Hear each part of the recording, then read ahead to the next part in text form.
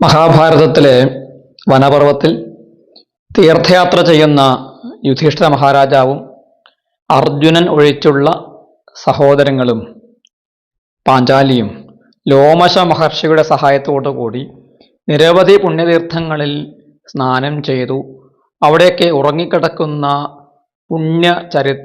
പുണ്യാത്മാക്കളുടെ ചരിത്രങ്ങൾ കേട്ടു. അങ്ങനെ കൂടുതൽ കൂടുതൽ ആവേശഭരിതരായിട്ട് അവർ വടക്ക് ഭാഗത്തേക്ക് സഞ്ചരിക്കുകയാണ്. അങ്ങനെ ലോമശ മഹർഷിയെ അവർക്ക് തീർത്ഥങ്ങൾ ഓരോന്നായി കാണിച്ചു കൊടുത്തു. പുണ്യപർവ്വതങ്ങളും പുണ്യനദികളും കാണിച്ചു. അവയിൽ സ്നാനം ചെയ്യിച്ചു. യുധിഷ്ഠിര മഹാരാജാവെ, ഇതാ ഉശീരബീജം എന്ന പർവ്വതം, ഇതാ മൈനാക പർവ്വതം, ശ്വേതഗിരി ഇതാണ്, കാലശൈലം ഇതാണ്, ഇതാ രാജാവെ ഗംഗാനദി 7 കൈവഴികളായിട്ട് പിരിഞ്ഞൊഴുകുന്ന പുണ്യഭൂമിയാണ് ഇത്. ഈ പുണ്യ തീർത്ഥം വിരജം എന്നാണ്. വിരജസം പുണ്യം, രജോഗുണം ഇല്ലാതാക്കുന്ന ഒരു സ്ഥലമാണിത്. സത്വഗുണവൃദ്ധി ഉണ്ടാകും. ഇവിടെ മനുഷ്യന്മാർക്ക് പ്രവേശിക്കാനും സഞ്ചരിക്കാനും പ്രയാസമാണ്, ദുർഗമമാണ്. അതുകൊണ്ട് അങ്ങ് മനസ്സിനെ അടക്കിയിട്ട് സമാധിഭാവത്തെ സ്വീകരിച്ചാൽ മാത്രമേ ഇതിലൂടെ നമുക്ക് സഞ്ചരിക്കാൻ സാധിക്കുകയുള്ളൂ. അതുകൊണ്ട് അങ്ങ് മനോനിയന്ത്രണത്തെ സ്വീകരിക്കേണ്ടതാണ്. ഇത് ദേവവിഹാരഭൂമിയാണ്. നമ്മളിപ്പോൾ കാലശൈലം കടന്നിരിക്കുകയാണ്. ഇനി ശ്വേതഗിരിയാണ് നമുക്ക് തരണം ചെയ്യാനുള്ളത്. ആ ശ്വേതഗിരി കഴിഞ്ഞാൽ നമ്മൾ കുബേരൻ ഭരിക്കുന്നതായ അദ്ദേഹത്തിൻ്റെ ആ പുണ്യഭൂമിയിൽ നമ്മൾ എത്തിച്ചേരും. മാണിവരൻ, കുബേരൻ, ഈ 2 പേരാണ് ഈ യക്ഷന്മാരുടെ നേതൃത്വം വഹിക്കുന്നത്. കുബേരനാണ് യക്ഷരാജാവ്. അദ്ദേഹത്തിൻ്റെ അനുചരന്മാരായിട്ട് സൈനികന്മാര് 80,000 ഗന്ധർവന്മാരാണ്. അതുപോലെ അത്ര തന്നെ കിംപുരുഷന്മാരുണ്ട്. അതിൽ 4 ഇരട്ടി യക്ഷന്മാരും അദ്ദേഹത്തിന്റെ സൈനികരാണ്. അവരൊക്കെ തന്നെ കുബേരനെയും മണിഭദ്രനെയും ഒക്കെ തന്നെ സേവിച്ചുകൊണ്ടിരിക്കുന്നവരാണ്. അതുകൊണ്ട് തന്നെ അവര് ഐശ്വര്യം കൊണ്ടും അവരുടെ വീര്യശൗര്യാദികൾ കൊണ്ടും ഇന്ദ്രാദി ദേവന്മാരെ പോലും ജയിക്കുമോ എന്ന് സംശയം തോന്നുന്ന രീതിയിലാണ് അവരുടെ പ്രഭാവം എന്ന് മനസ്സിലാക്കണം. ബലവാന്മാരായ രാക്ഷസന്മാരെ രക്ഷിക്കുന്ന ഇവിടം നമുക്ക് സാധാരണക്കാർക്ക് ദുർഗമങ്ങളാണ്. കുബേരന്റെ സജീവന്മാര്, മന്ത്രിമാർ എങ്ങനെയുള്ളവരാണ്? 2 തരം ആളുകളാണ്, രൗദ്രന്മാരും മൈത്രന്മാരും. ഒരു വിഭാഗം ആളുകള് രുദ്രമായ സ്വഭാവം, ഉഗ്ര സ്വഭാവികളാണ്. മറ്റുള്ളവര് മിത്ര സ്വഭാവമാണ്, സുഹൃത്തുക്കളുടെ സ്വഭാവമാണ്. ഈ 2 പേരെയും നേരിടണമെങ്കിൽ സംയമനവും വേണം, വിക്രമവും വേണം. അതുകൊണ്ട് അങ്ങ് മനസ്സിനെ സംയത ചിത്തനായിട്ട് മാറ്റുക, സംയത ചിത്തനായിട്ട് അങ്ങ് മാറുക. ഇതാ രാജാവേ, 6 യോജന ഉയരമുള്ള അതീവ പുണ്യതമമായിരിക്കുന്ന കൈലാസപർവ്വതം, മഹാദേവന്റെ ആവാസസ്ഥാനം, അതിൻ്റെ അടുത്തായിട്ട് വിശാല എന്ന് പേര് കേട്ട ആ നരനാരായണ ആശ്രമ കേന്ദ്രവും ഇതാ നോക്കൂ. തപസ്സുകൊണ്ടും ദമം കൊണ്ടും മനോനിയന്ത്രണം കൊണ്ടും മാത്രമേ ഇവിടെ സഞ്ചരിക്കാൻ സാധിക്കുകയുള്ളൂ. അങ്ങിതാ ഈ തീർത്ഥത്തിൽ മുങ്ങൂ. അങ്ങക്ക് ഈ സംയമനം സ്വതസിദ്ധമായിട്ടുണ്ട്. അങ്ങ് തപസ് ചെയ്ത ആളാണ്. പോരാതെ എൻ്റെ തപസ് കൊണ്ടും ഞാൻ അങ്ങയെ രക്ഷിച്ചു കൊള്ളാം. അങ്ങയുടെ സഹോദരനായ ഭീമസേനന്റെ പരാക്രമവും ഉണ്ടല്ലോ. അതുകൂടാതെ വരുണൻ, യമൻ, ഗംഗാ, യമുന മുതലായ നദികള്, പർവ്വതങ്ങള്, അശ്വിനി ദേവന്മാര്, മരുത്തുക്കള്, നദികള്, ദേവാസുരന്മാര്, വസുക്കള്, ഇവരൊക്കെ തന്നെ അങ്ങക്ക് മംഗളമരുളട്ടെ എന്ന് ലോമശ മഹർഷിയെ പ്രാർത്ഥിക്കുകയാണ്. അദ്ദേഹം ഗംഗാനദിയെ പ്രാർത്ഥിച്ചു. ഗംഗാനദിയോട് അദ്ദേഹം പ്രാർത്ഥിക്കുകയാണ്. ഇന്ദ്രസ്യ ജാമ്പൂനത പർവ്വതാദ്വൈ ശൃണോമി ഘോഷം തവ ദേവി ഗംഗേ ഗോപായൈനം ത്വം സുഭഗേ ഗിരിഭ്യ സർവാജമീഢാപചിതം നരേന്ദ്രം. അല്ലയോ ഗംഗാദേവി, ഈ ഗിരികൂടങ്ങളിൽ നിന്നും ഈ രാജാവിനെ ഭവതി രക്ഷിക്കൂ. ഇദ്ദേഹം അജമേഢൻ എന്ന് പേര് കേട്ടതായ കുരുവംശ രാജാവിന്റെ വംശത്തിൽ ജനിച്ച മഹാനുഭാവനായിട്ടുള്ള ആളാണ്. അദ്ദേഹത്തെ ഭവതി രക്ഷിക്കൂ. തദസ്വശർമ്മ പ്രവിവക്ഷതോസ്യ ശൈലാനിമൻ ശൈലസുതേ നൃപസ്യ. ഇവിടെ പ്രവേശിക്കാൻ ആഗ്രഹിക്കുന്നവനായ ഈ രാജാവിനെ ഭവതി അനുഗ്രഹിച്ചാലും എന്ന് ഗംഗാദേവിയോട് പ്രാർത്ഥിക്കുകയാണ്. രാജാവിനോടും പറഞ്ഞു, രാജാവേ, കൂടുതൽ സംയതചിത്തനായിട്ട് സംയമനത്തോടു കൂടിയിട്ട് മനസ്സിനെ അടക്കിയിട്ട് സഞ്ചരിക്കൂ എന്ന് പറഞ്ഞു. അത് കേട്ട യുധിഷ്ഠിരൻ തൻ്റെ സഹോദരന്മാരോട് പറയാണ്, ലോമശ മഹർഷി ഇന്ന് വലിയ പരിഭ്രമത്തിലാണ് കേട്ടോ. അദ്ദേഹം വല്ലാതെ പരിഭ്രമിച്ചിരിക്കുകയാണ്. അതുകൊണ്ട് ഭീമ, നീ കൃഷ്ണയെ വേണ്ട വിധം രക്ഷിക്കൂ. ഈ മാർഗം ദുർഗമമാണ്. ഈ പ്രദേശം ആർക്കും പ്രവേശിക്കാൻ സാധിക്കാത്തതാണ്. മനസ്സിനെ ശുദ്ധി കൊണ്ട് മാത്രമേ സഞ്ചരിക്കാൻ സാധിക്കുകയുള്ളൂ. നമുക്ക് മനസ്സ് ശുദ്ധമാക്കിയിട്ട് ഈ പ്രദേശത്ത് ഈ ദേവഭൂമിയിലൂടെ സഞ്ചരിക്കാം. അല്ലോ ഭീമ, അർജുനൻ കൂടെ ഇല്ല എന്ന കാര്യം ഓർക്കണം. അർജുനൻ ഇല്ലാത്ത സമയത്ത് നീയാണ് ഞങ്ങളേവരെയും രക്ഷിക്കേണ്ടത്, പ്രത്യേകിച്ചും പാഞ്ചാലിയെ നീയാണ് രക്ഷിക്കേണ്ടത്. അത് പറഞ്ഞ് യുധിഷ്ഠിര മഹാരാജാവ് നകുലനെയും സഹദേവനെയും ചെന്ന് ആലിംഗനം ചെയ്ത് അവരുടെ മൂർധാവിൽ ഘ്രാണിച്ച് പേടിക്കേണ്ട മക്കളെ എന്ന് പറഞ്ഞു. വീണ്ടും ഭീമനെ വിളിച്ചു പറഞ്ഞു, ഭീമ, ബലം കൊണ്ട് നീ ദാഹവും വിശപ്പും സഹിക്കണം. ബുദ്ധിപൂർവ്വം ആലോചിക്കുക. നമ്മുടെ പത്നിയായ കൃഷ്ണയ്ക്ക് ഇവിടം സഞ്ചരിക്കാൻ യോഗ്യമാണോ? അവൾക്ക് സാധിക്കുമോ? അല്ല, മറ്റൊരു കാര്യം എൻ്റെ മനസ്സിൽ വരികയാണ്, ഒരു ആശയം. സഹദേവനും ധൗമ്യനും നമ്മുടെ സൂതന്മാരും സേവകന്മാരും പാചകക്കാരും പരിചാരകരും രഥങ്ങൾ ഓടിക്കുന്ന സൂതന്മാർ, അശ്വങ്ങൾ, ക്ലേശം സഹിക്കാൻ പറ്റാത്ത ബ്രാഹ്മണർ, ഇവരൊക്കെ തന്നെ നിന്റെ കൂടെ നിന്റെ സംരക്ഷണത്തിൽ തിരിച്ചു പോകണം എന്ന് ഞാൻ ചിന്തിക്കുന്നു. നിങ്ങൾ ഗംഗാദ്വാരത്തിൽ ഞങ്ങളെ കാത്തു നിൽക്കുക.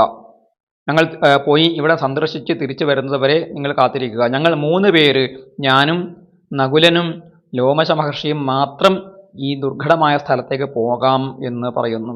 എന്താണ് ഈ 3 പേരെ തിരഞ്ഞെടുക്കാൻ കാരണം? യുധിഷ്ഠിര മഹാരാജാവ് മഹാധർമ്മിഷ്ഠനാണ്. അദ്ദേഹത്തിനെ പോലെ ഒരു ധർമ്മബോധം മറ്റാർക്കും കാണുകയില്ല.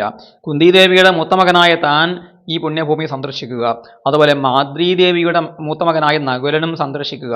അങ്ങനെ ആ 2 അമ്മമാർക്കും പുണ്യമുണ്ടാകണം. അങ്ങനെ ആ രണ്ട് അമ്മമാരുടെയും മൂത്ത മക്കൾ ചെല്ലുക. അതൊരു തൻ്റെ കുടുംബത്തോടുള്ള ഒരു കടം വീട്ടലാണ് എന്ന് പറയാം. ഈ ബുദ്ധി അദ്ദേഹം ഇതിനു ശേഷവും കാണിക്കുന്നുണ്ട്. അത് നമുക്ക് വനപർവ്വത്തിൻ്റെ അവസാനം കാണാം. പഞ്ചപാണ്ഡവന്മാർ 4 പേരും മരിച്ചു വീഴുമ്പോൾ അതിൽ നിന്നും നകുലൻ ജീവിക്കാൻ വേണ്ടിയിട്ട് പ്രാർത്ഥിക്കുന്ന യുധിഷ്ഠിരൻ്റെ ധർമ്മബോധം നമുക്ക് മാദ്രീദേവിയോടുള്ള ആദരവാണ് അവിടെ കാണിക്കുന്നത്. വഴികാട്ടിയായിട്ട് ലോമശനും. ഇങ്ങനെ 3 പേര് പോയാൽ മതി എന്ന് അദ്ദേഹം പറയുന്നു.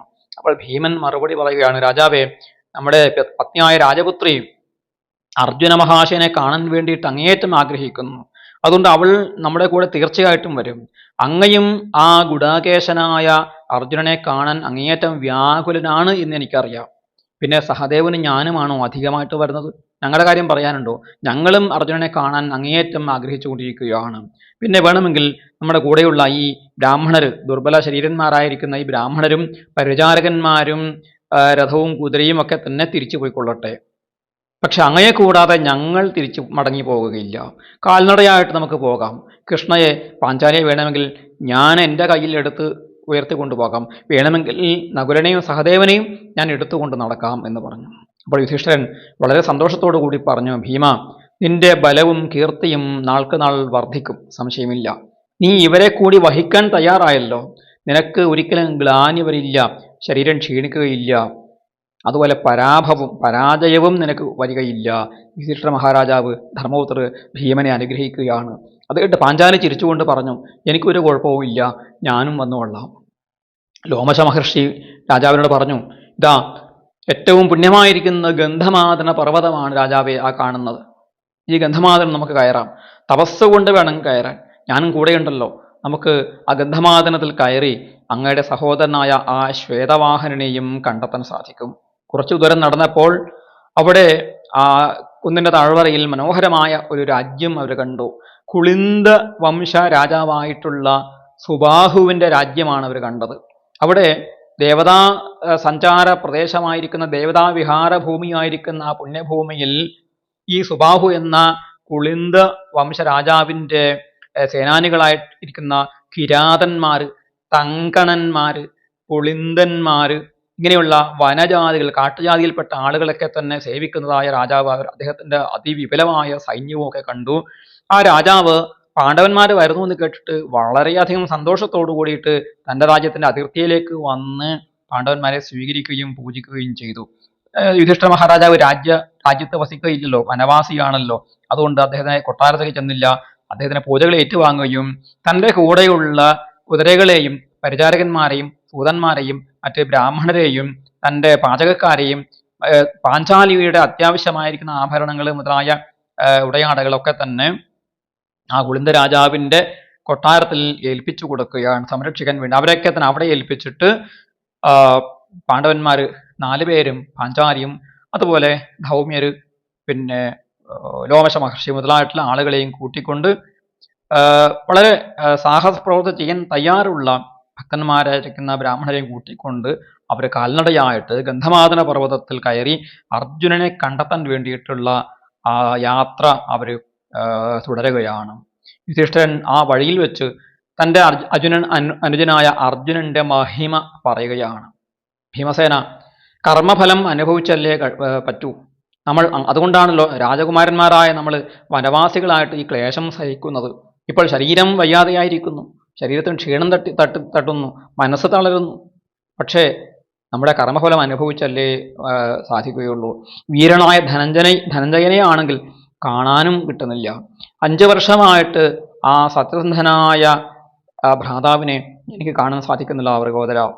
പഞ്ചവർഷണ്യഹം വീരം സത്യസന്ധം ധനഞ്ജയം എന്ന പശ്യാമി ബീഭത്സും തേന തപ്യേ വൃകോദരാൻ തം വൈ ശ്യാമം ഗുഡാകേശം സിംഹവിക്രാന്തഗാമിനം ന പശ്യാമി മഹാബാഹും തേന തപ്യേ വൃകോദരാൻ കൃതാസ്ത്രം നിപുണം യുദ്ധേ പ്രയമാനം ധനുഷ്മതാം ന പശ്യാമി കുരുശ്രേഷ്ഠ തേന തപ്യേ വൃകോദരാം.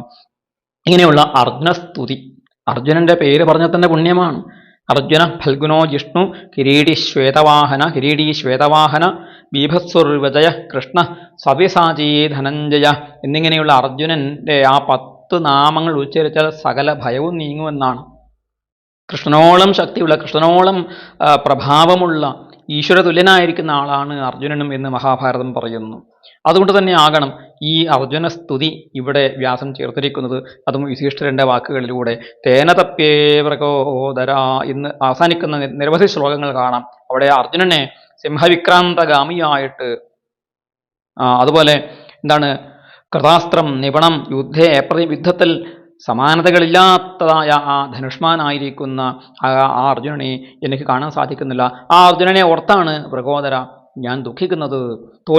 തോൽവി അറിയാത്തവനായ ബീഭത്സു, ധനത്തെ ധാരാളം ജയിച്ചു കൊണ്ടുവന്നവൻ, ശത്രുവിന് പോലും കാരുണ്യം തോന്നിയിട്ട് അഭയം നൽകുന്ന ദയാലു, നമുക്ക് ദിവ്യമായ സഭ പണിയിപ്പിച്ചു തന്നവൻ, വാസുദേവസമം വീര്യേ കാർത്തവീര്യസമം യുധി, വാസുദേവനായ കൃഷ്ണന് തുല്യമായ വീര്യത്തോടും കാർത്തവീര്യ അർജുനന് സമാനമായ ആ യുദ്ധപരാക്രമത്തോടും കൂടിയവൻ, സംഘർഷണൻ, ഭീമസേനൻ, വാസുദേവൻ, ഇവർക്ക് 3 പേർക്കും കിടപിടിക്കുന്നതായ ശൗര്യത്തോട് കൂടിയിട്ടുള്ളവൻ. അങ്ങനെയുള്ള അർജുനനെ കാണാൻ എനിക്ക് കൊതിയാവുകയാണ്. അവനെ ഞാൻ ഇന്ന് കണ്ടെത്തും എന്ന് പറയുകയാണ്. ഇങ്ങനെ അർജുനനെക്കുറിച്ച് സ്മരിച്ചുകൊണ്ടും അർജുനന്റെ ഗാഥകൾ പാടിക്കൊണ്ടും ബഹുദൂരം സഞ്ചരിച്ചു. അപ്പോൾ അവർ കാണുന്നു, അതാ വിശാല എന്ന് പേരായ നരനാരായണാശ്രമം. ഭീമാതാ, നമുക്ക് തപസ്സിൽ മുഴുകിക്കൊണ്ട് നടക്കാം. ഇവിടെ വാഹനത്തിൽ നടക്കാൻ പാടില്ല, നടക്കാൻ പറ്റില്ല. ക്രൂരന്മാർക്ക് ഇവിടെ പോകാൻ സാധിക്കില്ല. ലോഭമുള്ളവർക്ക് സഞ്ചരിക്കാൻ പറ്റില്ല. ശാന്തിയില്ലാത്തവർക്ക് ഇവിടെ പ്രവേശിക്കാൻ സാധിക്കുകയില്ല. അതുകൊണ്ട് മനസ്സിനെ അടക്കിയിട്ട് നമുക്ക് ഈ പുണ്യഭൂമിയിലൂടെ സഞ്ചരിക്കാം എന്ന് പറഞ്ഞു. ലോമശ മഹർഷി പറഞ്ഞു, അല്ലയോ രാജാവേ, ഈ വഴി മന്ദരപർവ്വതത്തിലേക്കാണ്. ആ മന്ദരപർവ്വതത്താണല്ലോ അർജുന മഹാശയൻ ശിവനെ തപസ് ചെയ്യാൻ വേണ്ടിയിട്ട് തിരഞ്ഞെടുത്തത്. അവിടെ വെച്ചാണ്, മന്ദരപർവ്വതമാണ് അദ്ദേഹം തപസ് ചെയ്യാൻ വേണ്ടി തിരഞ്ഞെടുത്ത പുണ്യഭൂമി. ആ മന്ദരപർവ്വതം ഇതാ. അങ്ങ് ഒരിക്കലും മനസ്സ് ഉദ്വേഗം വെച്ച് പുലർത്തരുത്, എപ്പോഴും മനോനിയന്ത്രണം വേണം. ഇത് ദേവനിവാസ ഭൂമിയാണ് എന്ന് വീണ്ടും ഓർമ്മിപ്പിച്ചു. ഇതാ ഗംഗാനദി, ദേവന്മാരും വാലഖില്യന്മാരും നിത്യം അർച്ചിക്കുന്നവളായ ഗംഗാദേവി, മരീചി, പുലഹൻ, ഭൃഗു മുതലായിട്ടുള്ള മഹർഷീശ്വരന്മാർ സാമഗാനം പാടുന്ന സ്ഥലം. ഇവരുടെ ഈ പുണ്യജലമാണ് സാക്ഷാൽ പുരുഷാങ്കനായ മഹാദേവൻ തൻ്റെ ജടയിൽ ധരിച്ചത്. ഈ ഗംഗാനദിയെ നമസ്കരിക്കൂ എന്ന് പറഞ്ഞു. ഈ കാണുന്നത് നരകാസുരന്റെ അസ്ഥിയാണ്. ഒരു വലിയ പർവ്വതം പോലെ ഇവിടെ കിടക്കുന്നത് പർവ്വതമല്ല, അത് നരകാസുരൻ എന്ന ഭീമാകാരനായ അസുരന്റെ അസ്ഥിയാണ്. വിഷ്ണു ദേവന്മാർക്ക് വേണ്ടി അവനെ വധിക്കുകയായിരുന്നു. 10,000 വർഷക്കാലം തപസ് ചെയ്ത ആ തപോബലം കൊണ്ട് ശക്തിയാർജിച്ച നരകാസുരൻ ദേവന്മാരെയൊക്കെ തന്നെ കണ്ടമാനം ഉപദ്രവിച്ചപ്പോൾ ആ ദേവന്മാർ ശ്രീ മഹാവിഷ്ണുവിനെ അഭയം പ്രാപിച്ചു. ദിതിയുടെ മകനായിരുന്നു ഈ നരകാസുരൻ. ദേവന്മാർ വിഷ്ണുവിനെ സ്തുതിച്ചു. വിഷ്ണു അവർക്ക് അഭയം നൽകി. അങ്ങനെ നരകാസുരനെ വധിച്ചു താഴെ വീഴ്ത്തുകയായിരുന്നു. അവൻ്റെ ശരീരം വീണ സ്ഥലമാണിത്. അവൻ്റെ അസ്ഥിയാണ് ഒരു പർവ്വതം പോലെ ഇവിടെ കിടക്കുന്നത് എന്ന് കാണിച്ചു കൊടുക്കുകയാണ്. ഇതേപോലെ വിഷ്ണു ഭഗവാൻ പാതാളത്തിലേക്ക് താഴ്ന്നു പോയ ഭൂമിയെ ഉദ്ധരിച്ചിട്ടുണ്ട്, വരാഹരൂപം ധരിച്ച് ഉദ്ധരിച്ചിട്ടുണ്ട് എന്ന് ലോമശൻ പറഞ്ഞു. അത് എന്തുകൊണ്ടാണ് ഭൂമി പാതാളത്തിലേക്ക് താഴ്ന്നു പോയത് എന്ന് യുധിഷ്ഠിര മഹാരാജാവ് ചോദിക്കുന്നു. അപ്പോൾ ലോമശൻ പറയുന്നു, പണ്ട് രാജാവെ കൃതയുഗ കാലമായിരുന്നു. 4 യുഗങ്ങളുണ്ടല്ലോ, അതിൽ ആദ്യത്തെ യുഗമാണ് കൃതയുഗം. ആ കൃതയുഗ കാലത്ത് മഹാവിഷ്ണു ഭഗവാൻ തൽക്കാലത്തേക്ക് യമന്റെ ആ ദൗത്യം ഏറ്റെടുത്തു. അദ്ദേഹത്തിന് യമത്വം വന്നു എന്ന് വെച്ചാൽ ആളുകളെ കൊല്ലുക, യമലോകത്തിലേക്ക് കൊണ്ടുപോവുക എന്ന ദൗത്യം. ഒരുപക്ഷെ ഇവർക്കൊക്കെ ഓരോരോ ഡ്യൂട്ടി ഉണ്ടല്ലോ, ആ ഡ്യൂട്ടിയൊക്കെ പല സമയത്ത് ചില ആളുകൾ ലീവ് എടുക്കുമ്പോൾ എന്ത് ചെയ്യേണ്ടി വരും, ആ ഡ്യൂട്ടി വേറൊരാൾക്ക് കൊടുത്തിട്ട് പോകും, വേറൊരാൾക്ക് ഹാൻഡ് ഓവർ ചെയ്യണമല്ലോ. അങ്ങനെ ഈ യമന്റെ ദൗത്യം മഹാവിഷ്ണു ഏറ്റെടുത്തിരുന്ന ഒരു കാലമായിരുന്നു അത്. പുരാണങ്ങളിൽ മറ്റു ചില സന്ദർഭങ്ങൾ പറയുന്നുണ്ട്, മാർക്കണ്ഡേയന്റെ കഥയിലൊക്കെ പറയുന്നുണ്ട്, സാക്ഷാൽ ശ്രീപരമേശ്വരൻ കാലനെ ഭസ്മമാക്കി എന്നും അപ്പോൾ കാലനില്ലാത്ത ഒരു കാലം വന്നു ചേർന്നു എന്നും പറയുന്നുണ്ട്. അങ്ങനെയുള്ള ഏതെങ്കിലും സന്ദർഭമായിരിക്കും. ഏതായാലും ഇവിടെ മഹാവിഷ്ണു ഈ കാലന്റെ ദൗത്യം ഏറ്റെടുത്തപ്പോൾ വലിയ ദുർഘടമുണ്ടായി. എന്താണ്? ആരും മരിക്കാതെയായി. ഭഗവാന്, ഈ മഹാവിഷ്ണു ഭഗവാന് ആരോടും തന്നെ ഒരു ദേഷ്യമില്ല. സമോഹം സർവഭൂതേഷു, അല്ലെ, നമ്മെ ദ്വേഷ്ടി നപ്രിയ. എനിക്ക് ആരോടും എനിക്ക് ദ്വേഷമില്ല, എല്ലാവരും എനിക്ക് സമന്മാരാണ് എന്ന് ചിന്തിക്കുന്ന ശുദ്ധ സാത്വിക മൂർത്തിയാണല്ലോ ഭഗവാൻ മഹാവിഷ്ണു. അപ്പോൾ അദ്ദേഹം ആരെയും വധിച്ചില്ല, ആരെയും കൊല്ലാൻ അദ്ദേഹത്തിന് മനസ്സ് വരുന്നുണ്ടാവില്ല. അങ്ങനെ അദ്ദേഹം ആരെയും കൊല്ലാതിരുന്നപ്പോൾ എന്ത് സംഭവിച്ചു?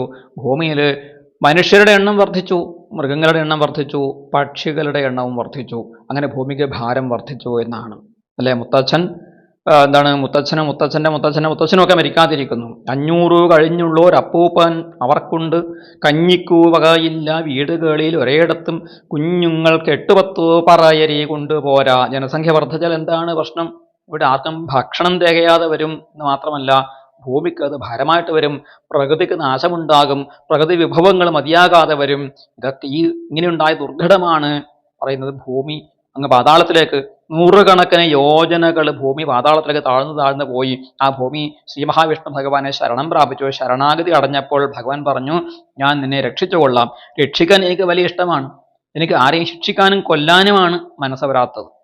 രക്ഷിക്കാൻ എനിക്ക് യാതൊരു പ്രയാസവും ഇല്ല എന്ന് പറഞ്ഞു. ഭഗവാൻ ഒരു വരാഹമായിട്ട് അവതരിച്ചു, ഒരു പന്നിയായി മാറിയിട്ട് പാതാളത്തിൽ നിന്ന് ഭൂമിയെ ഉദ്ധരിച്ച് അങ്ങനെ കൊണ്ടുവന്നു. ആ സമയത്ത് ലോകമാകെ പ്രക്ഷുബ്ധമായി തീർന്നു, കുലുങ്ങി. അങ്ങനെ ആളുകളൊക്കെ ഭയപ്പെട്ടു, ദേവന്മാരെ ഭയപ്പെട്ട് ബ്രഹ്മാവിനോട് ചെന്ന് ചോദിക്കുകയാണ്, അല്ലയോ ബ്രഹ്മദേവ, എന്താണ് ഇങ്ങനെ ഒരു പ്രക്ഷോഭം ഉണ്ടാകാൻ കാരണം? ലോകമാകെ കുലുങ്ങി വിറക്കുന്നുണ്ടല്ലോ എന്ന് പറഞ്ഞു. അപ്പോൾ ബ്രഹ്മാവ് പറഞ്ഞു, അറിഞ്ഞില്ലേ, താഴ്ന്നു പോകുന്ന ഭൂമിയെ ഉദ്ധരിച്ചു കൊണ്ടിരിക്കുകയാണ്, അതാ നോക്കൂ, ആരാണ് നിൽക്കുന്നത്? വരാഹരൂപത്തിൽ നിൽക്കുന്ന ആളെ കണ്ടില്ലേ എന്ന് പറഞ്ഞു. അപ്പോൾ ദേവന്മാർ ചോദിച്ചു, ആരാണ് ഈ വരാഹം? ഇത്ര ഭീമാകാരമായിരിക്കുന്ന രൂപം ആരുടേതാണ്? ബ്രഹ്മാവ് പറഞ്ഞു, ശ്രദ്ധിച്ചു നോക്കൂ, അദ്ദേഹത്തിൻ്റെ മാറിൽ ശ്രീവത്സം എന്ന മറുക് കാണാം. അദ്ദേഹത്തിൻ്റെ ഐഡന്റിഫിക്കേഷൻ മാർക്കാണ് ഭഗവാന്റെ. മാറിൽ ശ്രീവത്സം എന്ന ആ അടയാളം കാണാം. അത് ആരാകാനാണ് സാധ്യത? ഇവൻ വരെ പറഞ്ഞു, അത് മഹാവിഷ്ണു ഭഗവാൻ തന്നെയാണ്.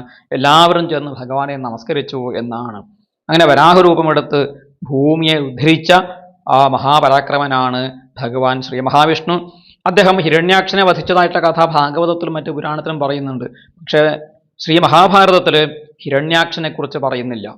ഹിരണ്യാക്ഷന്റെ സഹോദരൻ എന്ന് നമ്മൾ ഭാഗവതത്തിൽ പഠിച്ചിട്ടുള്ള ഹിരണ്യകശിപുവിന്റെ അമ്മയായ ദിതിക്ക് ഒരു മകനേ ഉള്ളൂ, ഹിരണ്യകശിപു എന്ന ഒരു മകനേ ഉള്ളൂ എന്ന് ശ്രീ മഹാഭാരതം 1-2 സ്ഥലങ്ങളിൽ പറയുന്നു.